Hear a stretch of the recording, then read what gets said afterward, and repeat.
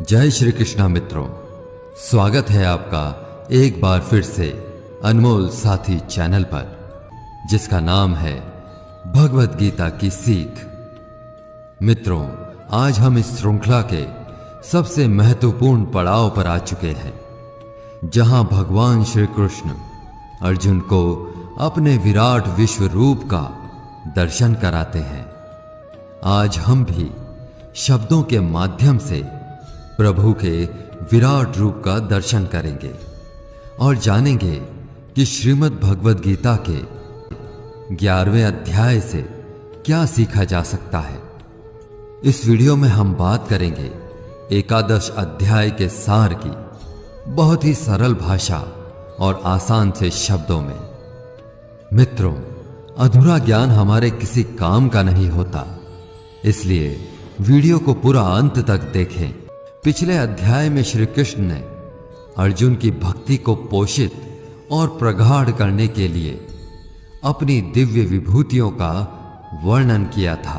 अपने असीम विश्व रूप का उल्लेख करते हुए कहते हैं कि उसमें दिखाई देने वाले सभी सौंदर्य, ऐश्वर्य, तेज और शक्तियों को उनके तेज का स्फुलिंग मानो। इस अध्याय में अर्जुन श्री कृष्ण से प्रार्थना करता है कि वे उसे अपने विश्व रूप या सभी ब्रह्मांडों में व्याप्त अपने अनंत ब्रह्मांडीय विराट रूप का दर्शन कराएं। इस अध्याय के प्रारंभ में अर्जुन कहते हैं, मदनुग्रहाय परमम गुह्यम ध्येयात्म सगीतम यत्व योक्तम वचस्तेना मोहो अयम विगतो मम। अर्थात अर्जुन ने कहा, मुझ पर करुणा कर आप द्वारा प्रकट किए गए परम गुह्य आध्यात्मिक ज्ञान को सुनकर अब मेरा मोह दूर हो गया है।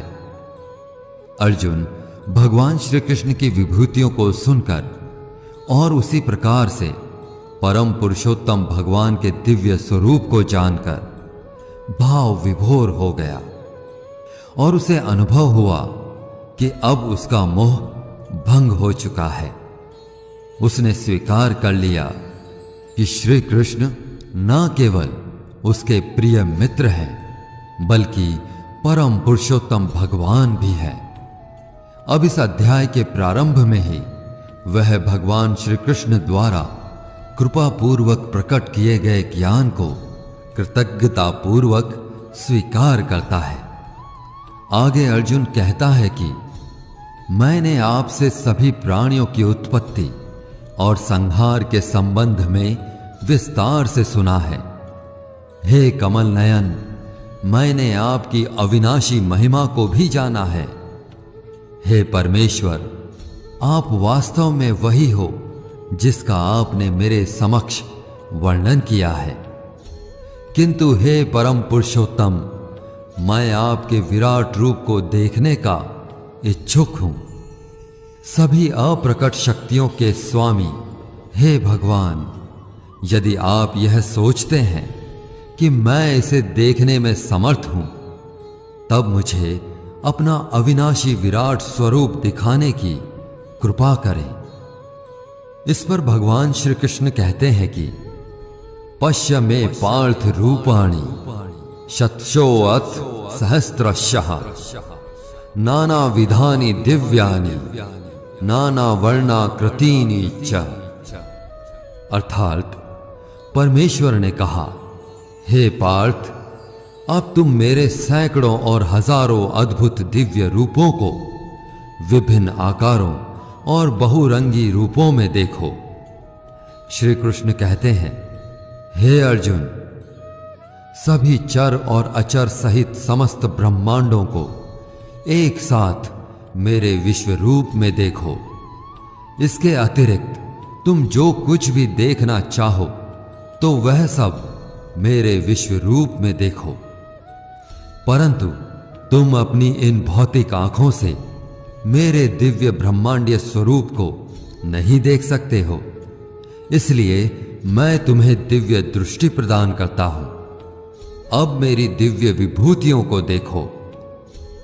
तब श्री कृष्ण अर्जुन पर कृपा करते हुए उसे अपनी दिव्य दृष्टि प्रदान करते हैं, जिसे प्राप्त कर अर्जुन परम पिता परमेश्वर श्री कृष्ण के शरीर में संपूर्ण सृष्टि का अवलोकन करता है। इसके बाद जो कुछ भी अर्जुन ने देखा वह वास्तव में उसकी कल्पना से परे था।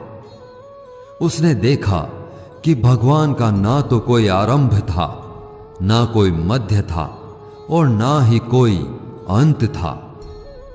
अर्जुन ने भगवान के दिव्य विराट रूप में असंख्य मुख और आंखों को देखा।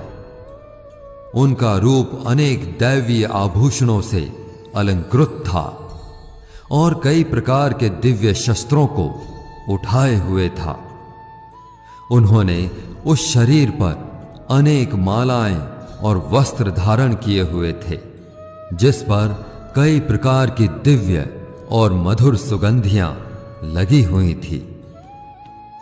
फिर वह भगवान के अद्भुत अनंत स्वरूप में अनगिनत मुख, आंखें, भुजाएं, उदर देखता है। उनके विराट रूप का कोई आदि, मध्य और अंत नहीं है और वह प्रत्येक दिशा में अपरिमित रूप से बढ़ रहा है। उस रूप का तेज आकाश में एक साथ चमकने वाले 100 सूर्यों के प्रकाश से भी अधिक है। उस विराट रूप को देखकर अर्जुन के शरीर के रोंगटे खड़े हो गए और उसके रोमकूप सिहरने लगे। वह मस्तक को झुकाए भगवान के समक्ष हाथ जोड़कर इस प्रकार से प्रार्थना करने लगा। अर्जुन ने कहा, मैंने आपके शरीर में सभी देवताओं और विभिन्न प्रकार के जीवों को देखा। मैंने वहां कमल पर आसीन ब्रह्मा और शिव तथा सभी ऋषियों को देखा। मैं सभी दिशाओं में अनगिनत भुजाएं, पेट, मुंह और आंखों के साथ आपके सर्वत्र फैले हुए अनंत रूप को देखता हूं। हे ब्रह्मांड के स्वामी, आपका रूप अपने आप में अनंत है। मुझे आपका कोई आरंभ, मध्य और अंत नहीं दिखता। मैं आपको परम अविनाशी मानता हूं। आप ही धार्मिक ग्रंथों द्वारा ज्ञात होने वाले परम सत्य हो। आप समस्त सृष्टि के परम आधार हो और सनातन धर्म के नित्य पालक तथा रक्षक हो। आपकी शक्तियों का कोई अंत नहीं है। सूर्य और चंद्रमा आपके नेत्र हैं और अग्नि आपके मुख के तेज के समान है और मैं आपके तेज से समस्त ब्रह्मांड को जलते हुए देख रहा हूं। हे सभी जीवों के परम स्वामी, स्वर्ग और पृथ्वी के बीच के स्थान और सभी दिशाओं के बीच आप अकेले ही व्याप्त हैं। मैंने देखा है कि आपके अद्भुत और भयानक रूप को देखकर तीनों लोक भय से कांप रहे हैं। स्वर्ग के सभी देवता आप में प्रवेश होकर आपकी शरण ग्रहण कर रहे हैं और कुछ भय से हाथ जोड़कर आपकी स्तुति कर रहे हैं। महर्षि और सिद्धजन पवित्र स्तोत्रों का पाठ करके और अनेक प्रार्थनाओं के साथ आपकी स्तुति कर रहे हैं। हे सर्वशक्तिमान भगवान, अनेक मुख, नेत्र, भुजा, जांघें, पांव, पेट तथा भयानक दांतों सहित आपके विकराल रूप को देखकर समस्त लोक भय से त्रस्त हैं और उसी प्रकार से मैं भी। हे विष्णु भगवान, आकाश को स्पर्श करते हुए आपके इस रूप को देखकर मेरा हृदय भय से कांप रहा है और मैंने अपना सारा धैर्य और मानसिक संतुलन खो दिया है। आपके इस विकराल रूप को देखकर मैं भूल गया हूं कि मैं कहां हूं और मुझे कहां जाना है। हे देवेश, आप ब्रह्मांड के आश्रय दाता हैं, कृपया मुझ पर करुणा करो। मैं धृतराष्ट्र के सभी पुत्रों को, उनके सहयोगी राजाओं और भीष्म, द्रोणाचार्य, कर्ण तथा हमारे पक्ष के सेना नायकों को आपके विकराल मुख में प्रवेश करता हुआ देख रहा हूं। इनमें से कुछ के सिरों को मैं आपके विकराल दांतों के बीच पिसता हुआ देख रहा हूं। जिस प्रकार से नदियों की कई लहरें समुद्र में प्रवेश करती हैं, उसी प्रकार से ये सब महायोद्धा आपके धधकते मुख में प्रवेश कर रहे हैं। जिस प्रकार से कोई पतंगा तीव्र गति से अग्नि में प्रवेश कर जलकर भस्म हो जाता है, उसी प्रकार से ये सेनाएं अपने विनाश के लिए तीव्र गति से आपके मुख में प्रवेश कर रही हैं। भयभीत अर्जुन श्री कृष्ण से उनके इस भयानक रूप की वास्तविकता को जानना चाहता है, जो कि उनके उस रूप जैसा नहीं था जिसे वह अब से पहले अपने गुरु और मित्र के रूप में जानता था। अर्जुन ने कहा, हे देवेश, कृपया मुझे बताएं कि अति उग्र रूप में आप कौन हैं। मैं आपको प्रणाम करता हूं, कृपया मुझ पर करुणा करें। मैं आपको जानना चाहता हूं। इसका उत्तर देते हुए श्री कृष्ण कहते हैं कि वे काल के रूप में तीनों लोकों के संहारक हैं। वे घोषणा करते हैं कि कौरव पक्ष के महायोद्धा पहले ही उनके द्वारा मारे जा चुके हैं। हे अर्जुन, तू तो सिर्फ उनकी मौत का एक कारण अथवा निमित्त मात्र है। मारने वाला तो स्वयं मैं ही हूं। इसलिए अपनी विजय को सुनिश्चित मानते हुए उठो और युद्ध करो। इसकी प्रतिक्रिया में अर्जुन पुनः भगवान की प्रशंसा करता है और उनकी वंदना करता है। वह कहता है कि हे भगवान, आपका यह रूप देखकर अब मैंने जाना है कि क्यों योगी, महर्षि, देवता जैसी आत्माएं आपका पूजन करती हैं। आप तो सत्य और असत्य से भी परे हैं। आपके इस रूप का वर्णन करने के लिए मेरे पास कोई शब्द नहीं है। आप ही इस जगत के पालनकर्ता और विनाशक हो, समस्त ब्रह्मांडों के जनक हैं। आप परम पूजनीय आध्यात्मिक गुरु हैं।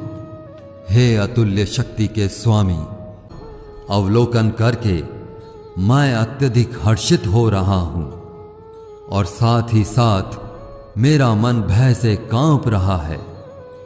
इसलिए हे देवेश, हे जगन्नाथ, कृपा मुझ पर दया करें और मुझे पुनः अपने आनंदमयी स्वरूप को दिखाएं।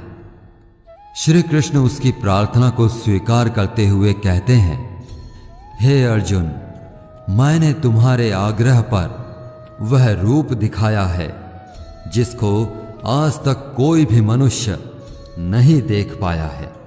आपके दो भुजाओं वाले मनोहर रूप को देखकर मुझ में आत्म संयम लौट आया है और मेरा चित्त स्थिर होकर सामान्य अवस्था में आ गया है। भगवान अर्जुन को बताते हैं कि अर्जुन भगवान के जिस विश्व रूप को देख चुका है, उसका दर्शन करना अत्यंत कठिन है। उनके साकार रूप को ना तो वेदों के अध्ययन द्वारा और ना ही तपस्या, दान या अग्निहोत्र यज्ञों द्वारा देखा जा सकता है। लेकिन अर्जुन, मैं जिस रूप में तुम्हारे समक्ष खड़ा हूं, उसे केवल विशुद्ध और अनन्य भक्ति से देखा जा सकता है। वे जो मेरे प्रति अपने कर्तव्यों का पालन करते हैं, जो मुझ पर ही भरोसा करते हैं, आसक्ति रहित रहते हैं और किसी भी प्राणी से द्वेष नहीं रखते, ऐसे भक्त निश्चित रूप से मुझे प्राप्त करते हैं। जय श्री कृष्णा मित्रों।